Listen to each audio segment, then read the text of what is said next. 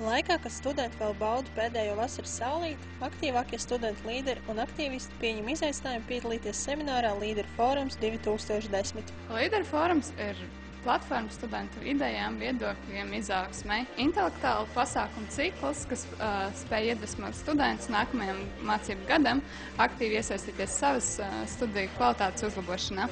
Seminārs notiek jau 9. gadu. Bez ierastā 3 dienu semināra notika arī atvērtās lekcijas, kurās diskutē par augstākās izglītības un studentu dzīves jautājumiem. Formā varēja piedalīties ne tikai pašpārvaldes biedri, bet arī aktīvi studenti un uzzināt par savām tiesībām, pienākumiem un iespējām iesaistīties savas izglītības veidošanā.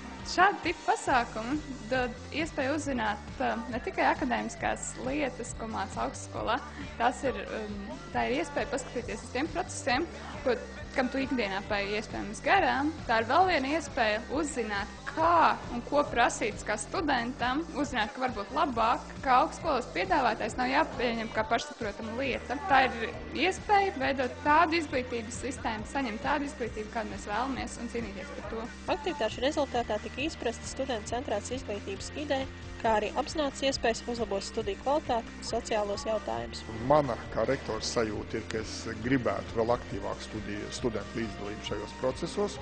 Latvijas universitātē mēģinājās visādi viņus pierunāt, parādīt tās iespējas, kādas viņiem ir, un, protams, ir bijusi atsaucība un bijis rezultāts, bet varētu darīt vairāk. Visvairāk gaidīt bija pašpārvaldes seminārs, kas pulcēja aptuveni 40 dalībniekus no 10 augstskolām un 1 koledžas. Pārbaudījumi sākās jau pirms semināra. Dalībniekiem bija iespēja nopelnīt punktus, uzzinot citu dalībnieku vārdus, izveidojot reklāmu par semināru un uzlūkot papīra vienredzi. Uzdevumi turpinājās vilcienā Rīga-Jelgava, kur dalībniekiem komandās bija jāuzlūk papīra dzīvnieciņi un jānoprezentē otrā vagona pasažieriem. Punktu pelnīšana notika visu semināru laikā. 2 dalībnieki, kas sakrāja visvairāk punktus, laimēja lidojumu ar paraplānu. Par pārējiem punktiem varēja iegādāties arī dzērienus. Īstenībā es esmu ļoti priecīgs. Bija tāda neliela doma, ka varētu to balviņu dabūt, un tad, kad tie punkti sāk augt un augt, tad bija iekšā tā doma, ka varētu uzvarēt. Punktus varēja zaudēt pārkāpjot noteikumus, bet visbargākais sods bija izsūtījums uz Lietuvu. Viss seminārs notika kā ikdienas simulācija. Tā veiksmīga norises bija atkarīga no pašiem dalībniekiem. Pasākumu koordinēja maza noslēpumaina meitenīte. Atklāt viņas identitāti neizdevās.